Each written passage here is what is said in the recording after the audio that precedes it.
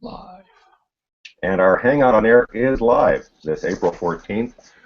We're discussing how to reframe sustainable tourism with the editors of the book, Reframing Sustainable Tourism. Welcome, TAPAS friends Steve and Keith. Good morning, and thank you very much. Thank you for participating in this Hangout. Steve, we've heard from you before. Can you introduce yourself?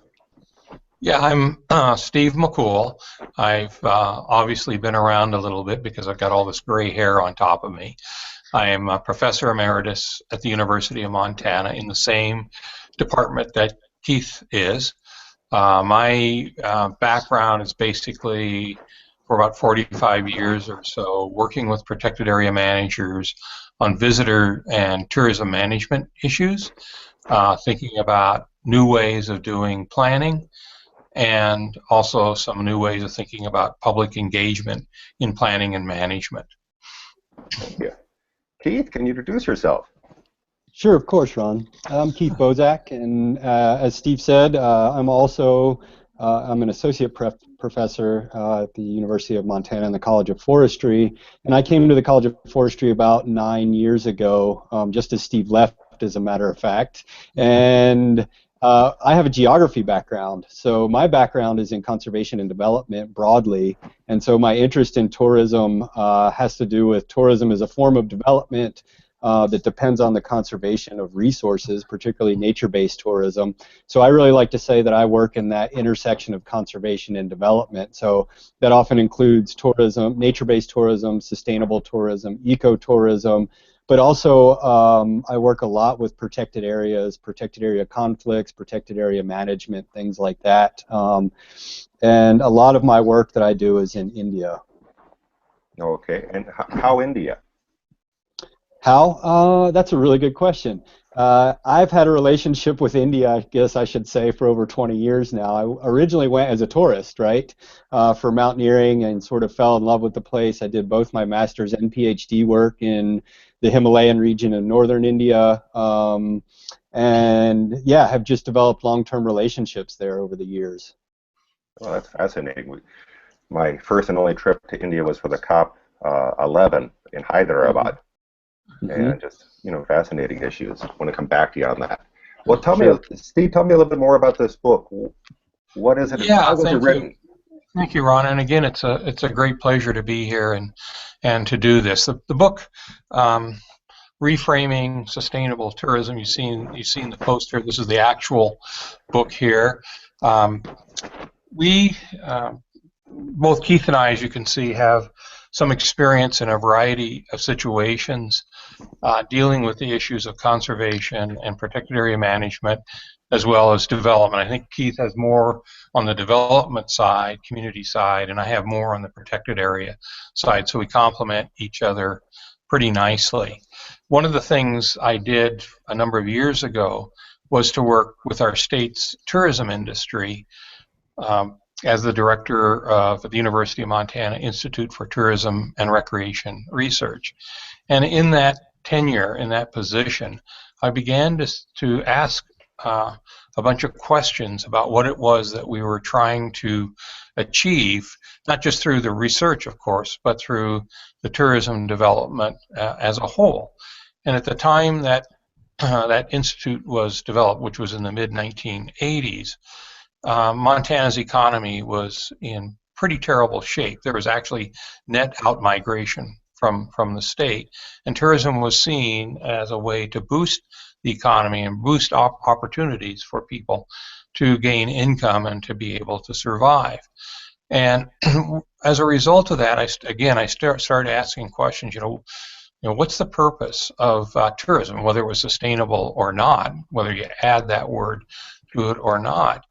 And so over time, I began thinking about the way in which we frame sustainable tourism and some of the inadequacies of the way in which we currently at that time frame it and predominantly still frame it.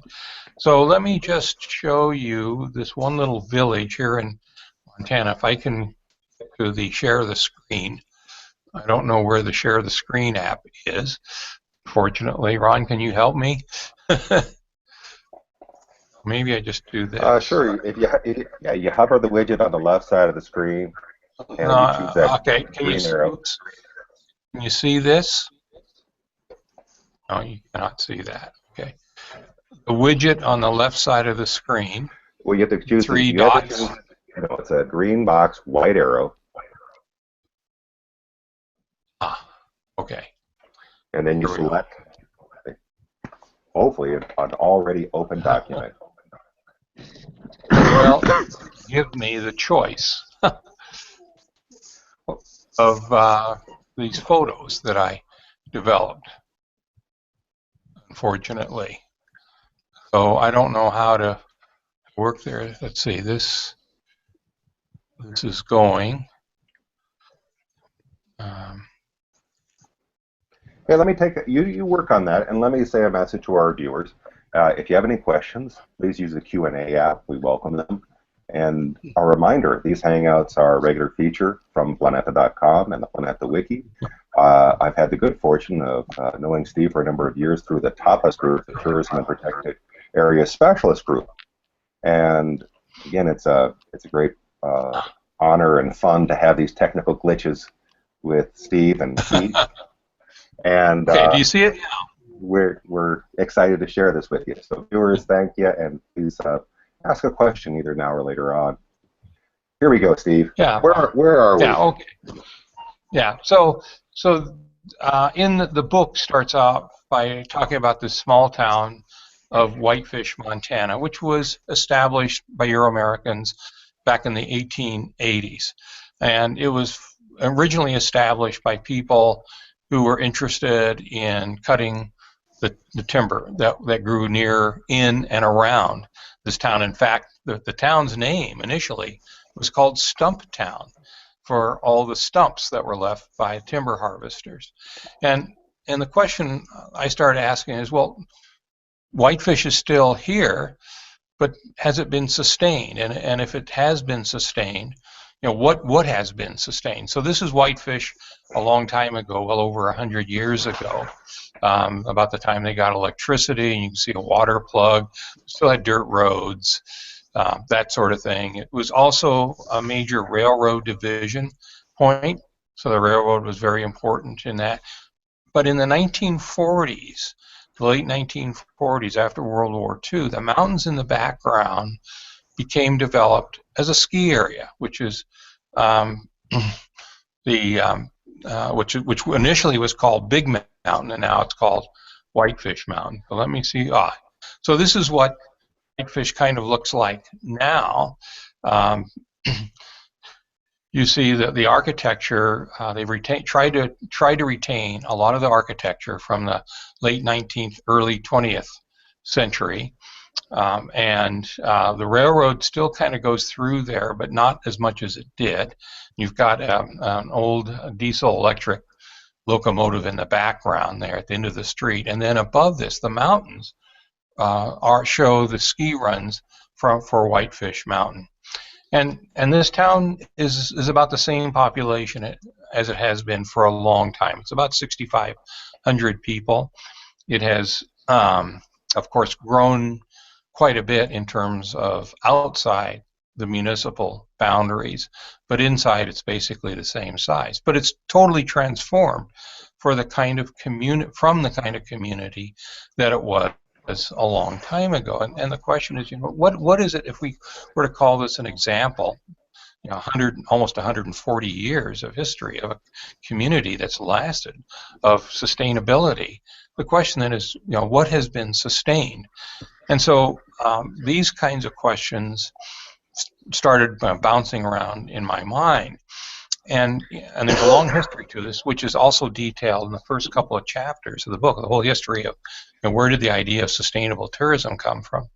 But for a long time, continuing up today, the notion of sustainable tourism is that it encompasses kind of the interaction of three components of any kind of social ecological system. One is the social component, second is the economic component, and the third is an environmental component. And these are often called the triple bottom line. And so the idea is that where these three areas overlap, that would be, in terms of tourism, that would be sustainable tourism. And you can see there's other names for places where there's two of the circles overlap. The problem with this particular mental model of sustainable tourism, it assumes some things that we know are no longer true. For example, it assumes that the world is predictable. It's not predictable. We know that. We know that tomorrow is not necessarily going to be like today. It assumes that the world is linear, that you add 100% to something as an input, you get 100% as an output. It assumes that the world is ultimately understandable by just research will get it. And maybe that in one sense could be true, but the reality is that we never have the money to do all the research that we'd ever want to do on a particular social issue. And it also assumes that the world is stable. So, and we know that's not true as well. So, for example, the economic sector here, what is economically viable is highly dependent upon the interest rates that banks and central banks and lenders charge. And so what might be viable one year may not be viable another year. And in terms of the social, that's highly dependent upon the particular norms given society. And we know these norms vary considerably, not just of a society as a whole, but even within, let's say, the small town of Whitefish, there's lots of subgroups in there that will come to bear the costs and the benefits of any kind of development. So, what's going to be acceptable to one group may not be acceptable to another group. And then in terms of the environment, the more we know about our environment, the more we begin to question what is possible, what is environmentally responsible. So this was has been the dominant paradigm of sustainable tourism. We just simply match these three circles and we get sustainable tourism. And I don't know if anyone's actually ever done this. It's a nice thing. It helps stimulate a lot of discussion about the notion of sustainable tourism over the last 30 years. There's no question about that. But the question I ask, is this still suitable for the 21st century? In the 21st century, we know that it is dynamic. That is, it's subject to a lot of change. We know that any particular area of knowledge is impossible to completely understand. We know that the change is complex, and what we mean there is that a little bit of change in one variable can often lead to a lot of change in another variable, or vice versa. And it's constantly changing. It's ever changing. We just, again, what tomorrow is like could be very different than what we experience today. And just think about how complex the things are that we try to predict that we often fail in. For example, what's the weather going to be like tomorrow? In many places, yeah, the weather is fairly stable, but where we live, the weather is anything but similar from one day to another, and the weather forecasters are often wrong. So it seemed like there was a need for a different kind of model and a little different type of way of thinking about sustainability and sustainable tourism. And I don't have a really good figure this way, but the idea is to think about the objective of sustainable tourism is to create some kind of resilience within a particular social ecological system. And the system could be a community and its associated natural resources. It could be a protected area and the interactions that occur there. It could be an organization. So here I've got this black line kind of represents the actual conditions. It was highly abstract. And that system is that little ball in the lower left. The system is, if we had a three-dimensional model, it would be somewhere in that valley at any given point, not the same place. It would be someplace in that valley from year to year, day to day, whatever. And that system is often subject to disturbances, or we could use a landscape ecology term, perturbations, and so it moves up that valley a little bit, or a different position within the valley. And resilience is the idea of the system's capability to return to kind of where it was at. Now, in this graphic, as you move, if that system goes up to the top of the second peak, the peak in the right, it goes into a new system state, which may be very different than the current system. So the community of Whitefish, and incidentally, Whitefish is broadly similar to thousands upon thousands of other communities around the world. The specifics are different, but the challenges they face are very similar. And so Whitefish is moved into a new system state, where the old system was one that was highly reliant on extraction and processing of timber resources. This new system state is highly reliant on extraction of recreational value from that natural environment.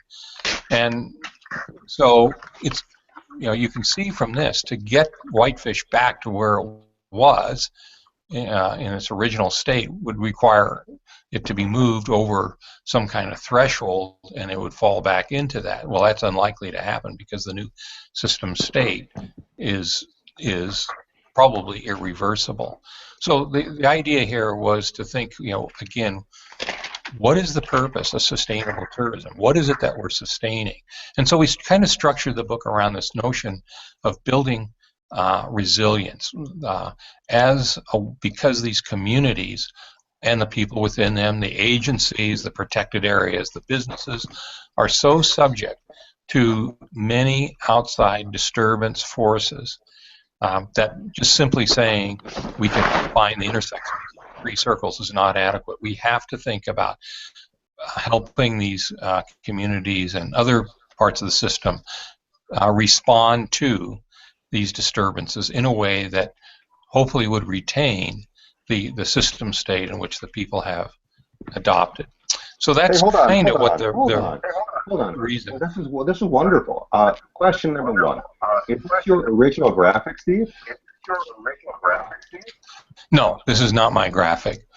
So there's a whole arena of thinking that's called domain of thinking is called resilience thinking, and there's some books out on this, and they use these kind of graphics. But here's the question I have. Here's the question I have. As one of the progenitors of that three-circle model for my model of ecotourism, and figuring out what I would recommend to visitors as a travel writer, I can see this model as a great tool, particularly for local communities that want to figure out what new system state they want to evolve into. Nothing stays static. We're not going backward. Right. My question is, I love this model, but I'd like to see, I still would like to see some sort of animated version or a 3D animation, but I have no idea how to do that. Well, it would be great. Yeah, I just don't have the technical skills resilient in that domain. But that's it. And it's not that, there's obviously a choice here. We could have maybe said something, chosen another goal, but what we know about the systems in which we operate now, that they're so variable. There's many different actors. There's many different variables operating in all kinds of temporal and spatial scales. That this seemed to be a way to think about sustainability, and it makes sustainable tourism more of a tool than as an endpoint. And so I think, Ron, if this is all right with you, I can end with this and turn it over to Keith, because he really talked about this and developed this idea pretty well. Excellent. Steve, let's talk a little bit about what's in that book. Yeah. And what did you choose and what did you find inspiring? Well, can Keith deal with that? That's exactly. Oh, okay. Sure, and thank you, Steve, for that. That was a wonderful explanation of those, those concepts, which I think really reflect what we were trying to get at in the book itself. Is that we live in a world that's rapidly changing, and it's very complex, and we need tools that not only can deal with those rapid changes, but can embrace those rapid changes and that complexity. And so this is what Steve and I were looking for.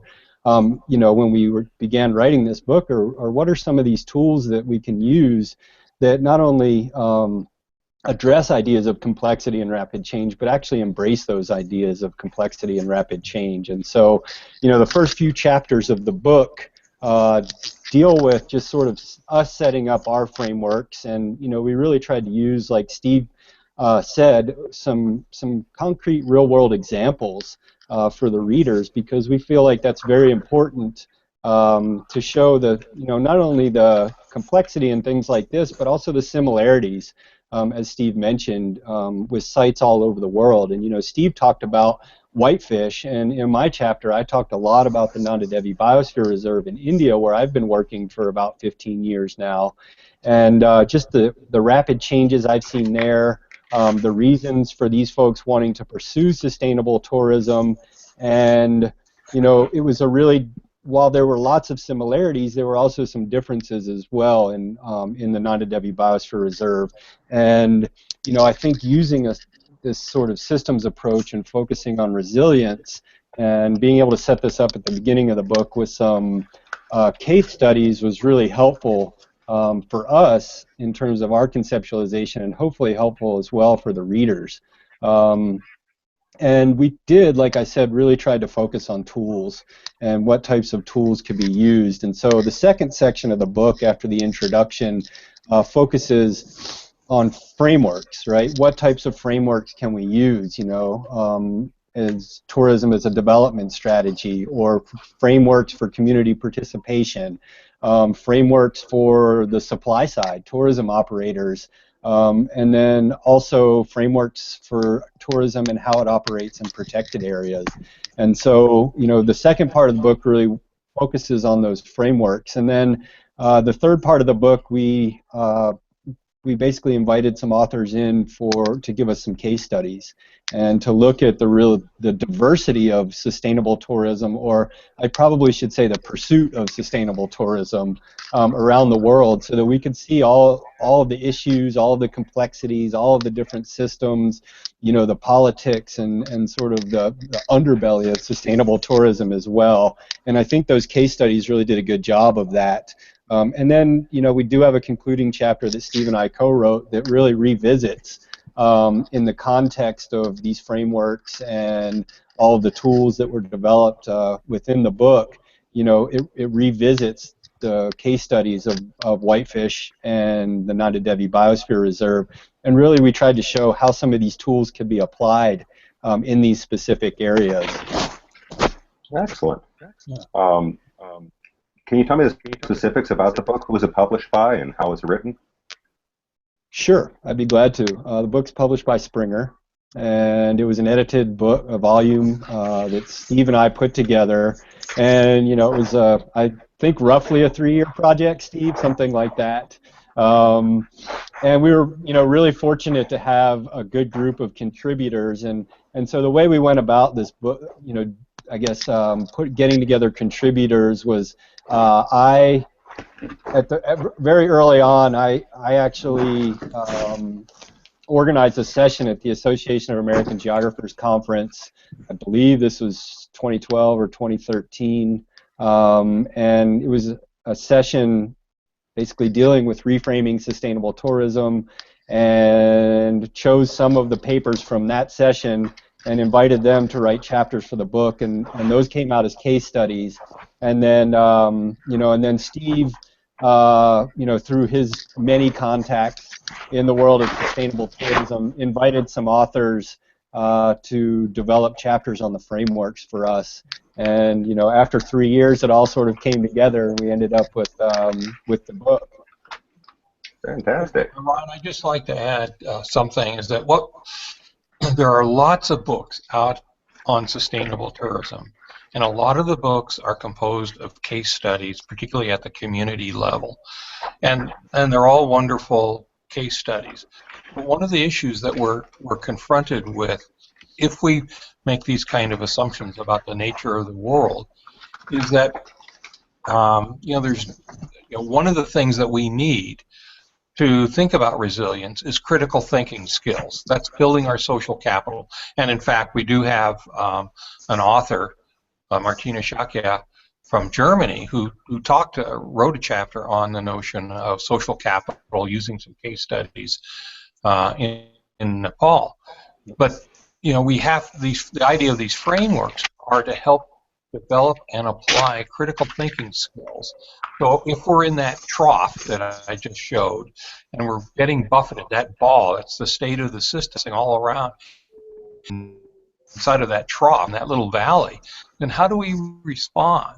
And so that's the purpose of the framework section, is to give people some conceptual skills, and in the case studies, there's some more, say, practical skills that you would need to deal with this kind of world, and also in terms of sustainable tourism. So there's a very specific rationale for why we would want to have a set of framework chapters, and we don't see that a lot, in my opinion, in books on sustainable tourism. So this is a big difference. Not only is thinking differently in terms of resilience, but also having these frameworks, and then the last chapter is kind of the way forward. Now, we're not the first people to think about the notion of resilience and applying systems thinking to sustainable tourism, but there haven't been very many. And I think this is the first book that really tries to articulate this in depth rather than in a journal article. So that's one of the things, or these characteristics make the book very different from other kinds of books. Steve, let me ask you this. We talked about it, but why is this not open access as a publication? Okay. Yeah, well, the simple reality is that to put together and print something like this costs a lot of money.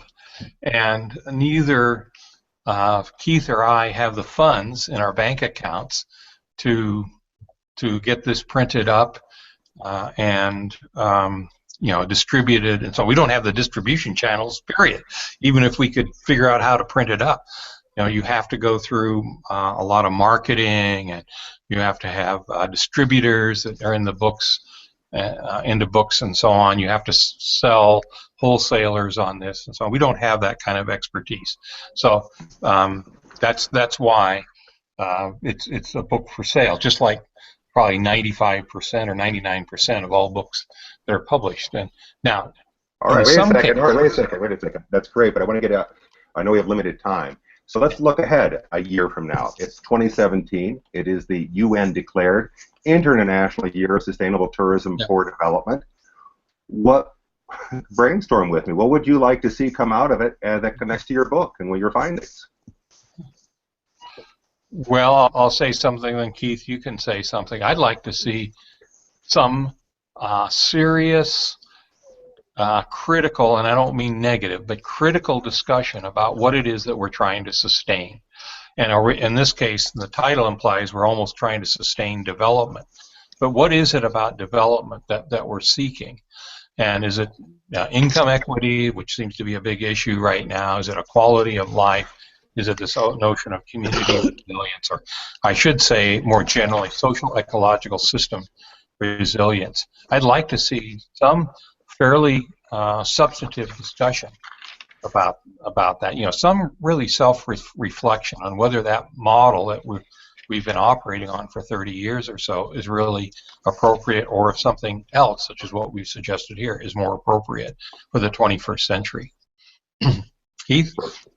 Yeah, and I agree with Steve. I mean, I think what I'd like to see is, Steve talked about sustaining tourism, but, for me it's, thinking about tourism as what type of development for whom, and what would that look like, and who would make those decisions in terms of, sustainable tourism for development. My experience in sustainable tourism has been largely in developing countries, and what I see is that sustainable tourism is used almost exclusively as a tool for development, but people don't really think critically about what type of development, what would development look like, and what are the end goals of sustainable tourism.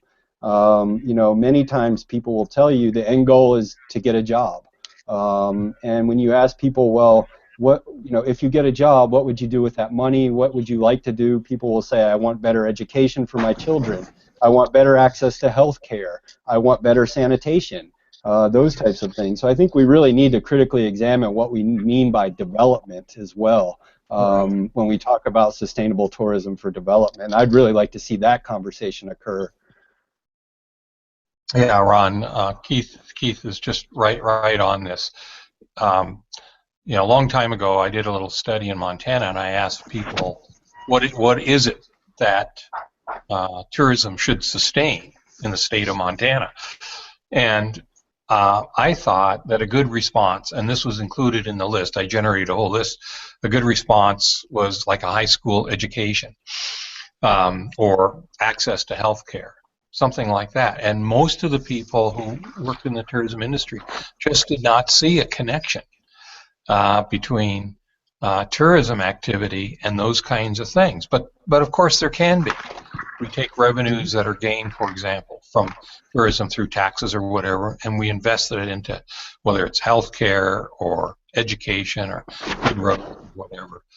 So there is a connection, but we don't seem to be talking about that. We seem to be talking about very specific projects and what it can do for me. Mm-hmm.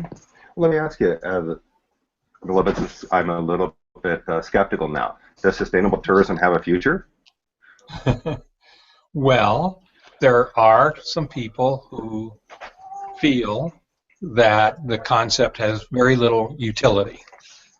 And my feeling is that they could be right in the sense of, well, under its current kind of formulation or definition or framing, they're right.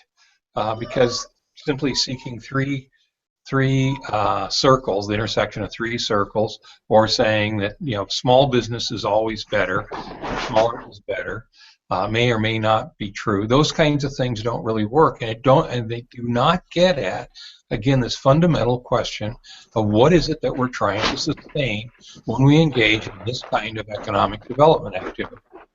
Beautiful. I mean, as I say, I think it goes back to look at. It requires the animation, requires looking at these things over time, because they do change. And for those of us who have been looking at this for more than 20 years, we have a number of case examples that we've lived through ourselves. I'm very excited that here in the city of Las Vegas, they've made the plans for the future plan, the 2020 to 2040 plan for economic revitalization downtown. The draft is online, and they've been having a number of discussions about this. And again, it's really, what would I say, fairly rare to see the long-term thinking play out in a transparent and accessible manner for both locals and visitors. Because again, if you love a place, you love a place. And if you're living in a place, you're living in that place. And again, we often don't connect the dots the way we should in terms of figuring out that hashtag tourism matters.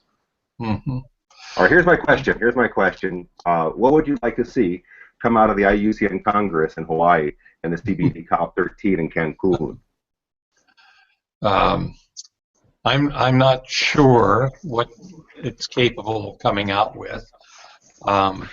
We need, I'm kind of jaded about some of these conferences, so I'm probably not the best person to ask questions about. I would like to see more access to it, something that you indeed have talked about, like social media, real-time social media videos, those kinds of things. Certainly we have the technical capacity to do that, at least on the sending end. A lot of people in the world have it on the receiving end, and of course a lot of people don't, but it becomes archived. I think just having that, and then also, and you mentioned it, and Keith was certainly getting at it, is connecting the dots.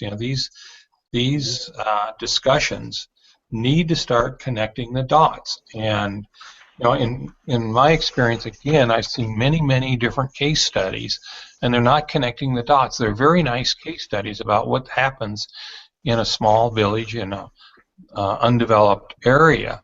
But what do we learn? What is it that we can learn from that, and then start connecting the dots? And that's one of the things that we're really missing on. Keith, any other comments? Yeah, I think to add to what Steve said and perhaps reinforce it a bit, I'd like to see broader participation. I'd like to see more, I guess, on the ground community level participation in these types of events where people can come and share their stories with I guess the movers and shakers of the world in terms of these subjects, and perhaps making it more accessible, like Steve said, to a broader audience. I guess it's one thing when you continue to get the same people at these conferences over and over again, and they're it's the same perspectives over and over again. And I'd really like to see the ability for people with different perspectives from different parts of the world, from different socioeconomic classes as well, have the ability to participate and have their voice heard at the same time. That's exactly right. Yes. Perfect. Well, I think we're all on the same page, and again, I'm part of Planeta, and Planeta.com will be paying attention, and I think that's the first step. Final question for you folks, and please, say whatever else you want to say here. But what are your upcoming travels and presentations? Keith, go ahead. Sure, I leave on Sunday for another trip to India.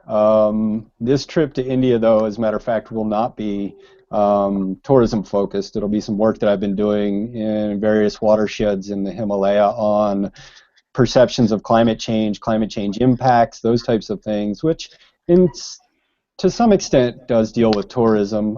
Some of the communities that I've been working with in northern India really see tourism as a way for them to address climate change head on, for them to be able to adapt their livelihood systems a bit to the changing conditions.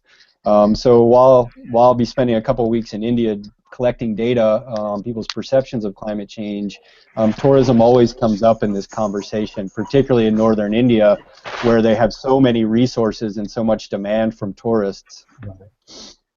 Beautiful.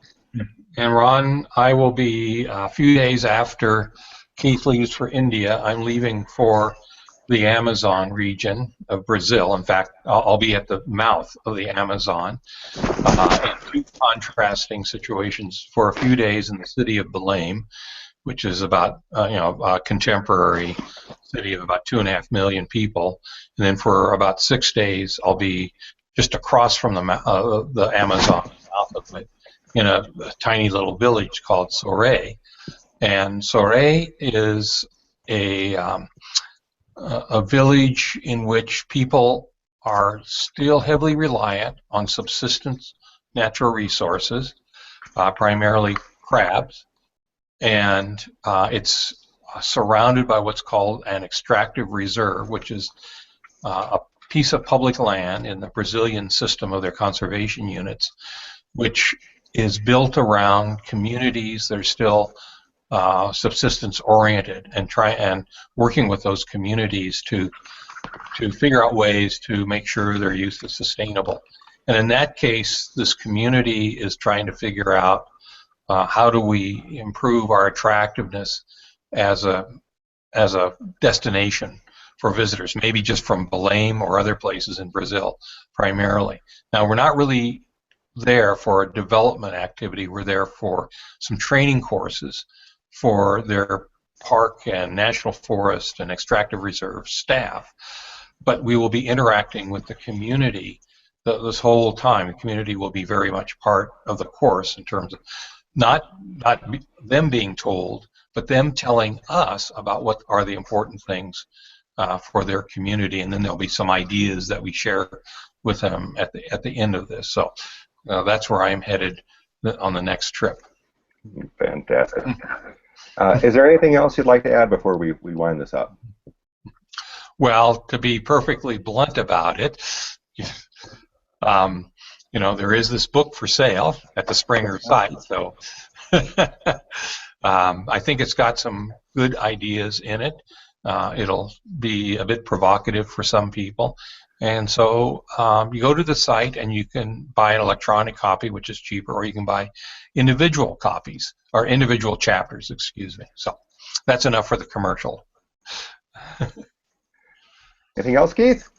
I'd like to just second what Steve said about the book. I think it would be very useful for a lot of folks and hopefully open some people's eyes to a different way of viewing or conceptualizing sustainable tourism that we think could be very useful going forward. Beautiful. Well, I want to thank you both for your time and attention here, and to our viewers. We will have additional links and link to the book and link to the author websites. And again, thank you everybody for paying attention.